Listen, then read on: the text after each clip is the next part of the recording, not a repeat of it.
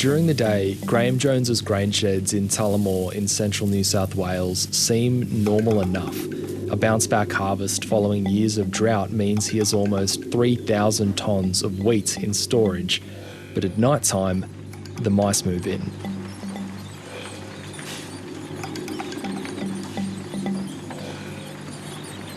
They are everywhere, on the grain, around it, under it, and there's little he can do.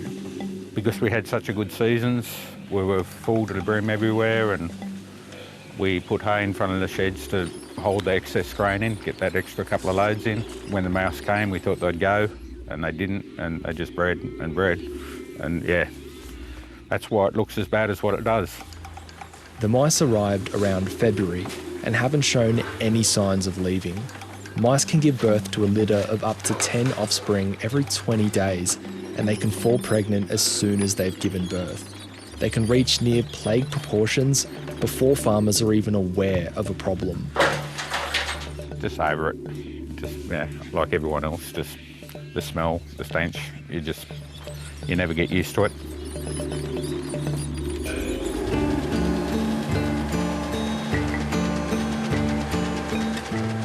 But it's not just his sheds where he's got a problem. The mice have delayed him sowing this year's canola crop because it could be eaten before it has a chance to grow.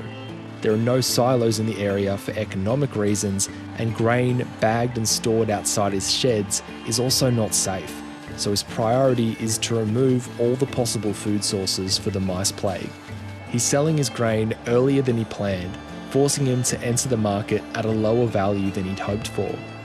We needed to get it off in a hurry, so we had to buy a bagging machine, and we've got a lot more grain in the paddocks, and that's giving a feed source for the mice, so we need to get rid of that feed source before we sow to try and get the population down. But we're up against it, but we'll get there. It's a race against time as the sowing season draws closer to its end, and mice try to be everywhere where there is grain, even inside machines.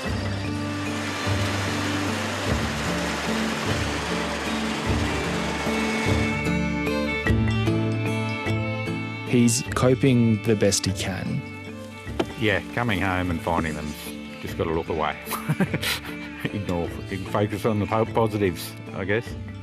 Like I said, what you saw here was a perfect storm.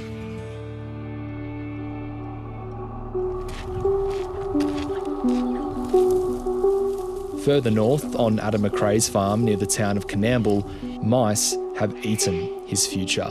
Last year, when he was harvesting good crops of wheat and hay, they arrived. We got through to harvest. We baled our hay and straw, stacked it up, and then by about February, they came marching in, and it was nearly overnight. They just arrived in big numbers, and we started baiting. We're baiting twice a week around the hay bales, the stacks of hay bales and stuff. And yeah, it wasn't too long before the damage really started to mount up. We were killing lots of mice, but it seemed for everyone that died, 10 were coming in for the funeral, and this kept going and going, and they've done a lot of damage. As soon as the mouse plague hit, Adam buried 500 bales of hay for safekeeping. The mice destroyed the rest, about 1,500 bales. Only a few are now worth salvaging. We're in the hundreds of thousands where we're looking at with our losses. It sort of gets you on a number of levels, I reckon. There's obviously an economic cost, but it's probably not the one that really hits you the most. I think it's, my son drove the truck, to pick up the hay. We had a big team of guys do the straw, a lot of work, and just put the icing on the cake with harvest, and the effort to get it all to where it was and stacked and tarped, and it really was an achievement. It's not just the immediate financial impact that has farmers like Adam worried. Many across New South Wales have stored hay for when the next drought comes. Now they'll have little, if anything, in reserve to get them through. When you build, I think, fodder reserves of that size, of that volume, they really are the things that'll keep not only farms and farm businesses ticking, but the rural economy ticking. They'll keep a guy employed, or a couple, feeding stock when it does get tough and all that sort of thing. So these reserves that have taken a tumble, will really, really hurt later on. We're lucky enough to be having a good season now, but when that rain starts falling, that's when we're really going to feel the pinch of not having the fruits of our labour around us.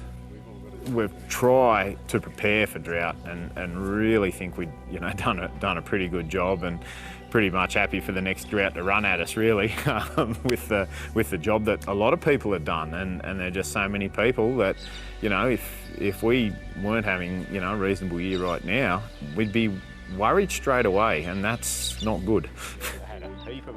CSIRO researcher Steve Henry has been on the front lines of this recent mouse plague since it began.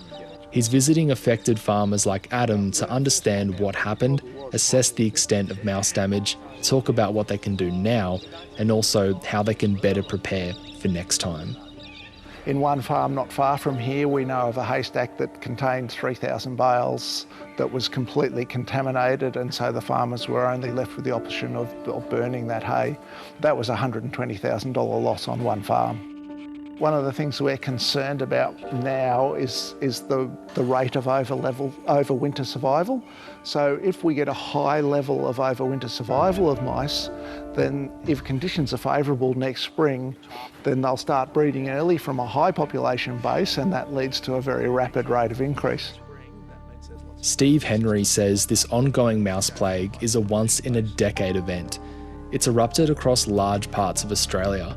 The scale of damage across New South Wales and southern Queensland is hard to quantify, but it's also occurring in parts of southern New South Wales, northwest Victoria, and even the Yorke Peninsula in South Australia. To help contain the widening outbreak, the Australian Pesticides and Veterinary Medicines Authority has approved an emergency permit to allow bait producers to double the strength of zinc phosphate bait, and if mouse populations aren't reduced over winter, the scientist warns mice could re-emerge in even greater numbers. There's the physical cost of it, and that's devastating enough by itself. But then there's the ongoing psychological impact that it has, and you guys dealing with this every day. Yeah. So this is something that we've only just started looking into, but it seems like in this area of northern New South Wales, it's been quite common, for farmers who have managed to put away hay to have it seriously impacted by mice. And if you're hearing stories about single farms losing $120,000 worth of hay, on this farm, goodness knows how much they've lost.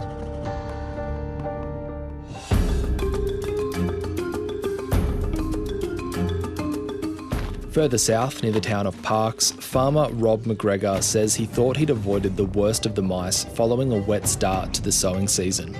But eventually, mice numbers on the property started ramping up, and even on a frosty night, they're easy enough to spot around his silo bags of wheat grain, and there are signs many more are burrowed under the surface. They just didn't seem to breed up in the numbers, whether that was because of the wet period we had there for a while. But it seemed like we'd kind of dodged a bullet. But we've noticed in the last week or two, they really are starting to ramp up again. And the problem with that is it's at a time where we would normally be beginning to sow our canola, and canola seed being so expensive, the risk of damage to a newly sown canola crop is quite high. So we just had to look at our strategies and consider what we're going to do with the mouse numbers spiking at the worst possible time for us.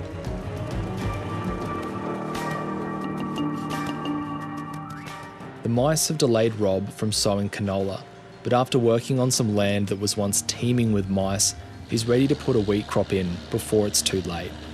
Following those years of drought, we finally got a reasonable season last year, a good season. And so it's more that it's just been so constant. It was because it was a big season, there was a lot of work in harvest. And then because of the wet summer as well, we had a lot of spraying through the summer. And now as we turn into sowing, it just seems to be no end to what's going on. We're going into country here at the moment that is country that we've worked. It had really high mouse pressure, but since we've worked it, it seems to have really done the trick, and the mouse pressure here is nowhere near what it was. Where there are grain crops, there are usually mice. It's not a problem when mouse populations are low, but CSIRO says high populations are becoming a persistent problem. Australia recorded its worst mouse plague in 1993, with the animals responsible for about $96 million in losses. For farmers like Rob, the risk of damage to a crop is worth taking. It's not a case of the damage they've done, although they are doing damage. They've been in our silo bags and around our hay and around our storages, and you do get the nuisance value of them in the houses. But it's more the concern about the damage they may do as we go into sowing. So there's that element of unknown still as to just what's ahead of us. The scale, some guys will talk about it, some guys won't. And I think if you went in and really had a look around, I know plenty of guys that have lost, in the order of thousands of bales. And, that's a lot to take out of the system for next drought. And for Graham Jones, confronting a mouse plague on his farm is still better than enduring drought. Oh, a lot more optimistic than what we were a year ago. Yeah, no, things were pretty down and out then. At least we've got something to sell now, and we've got hurdles to jump, but at least we've got hurdles to jump.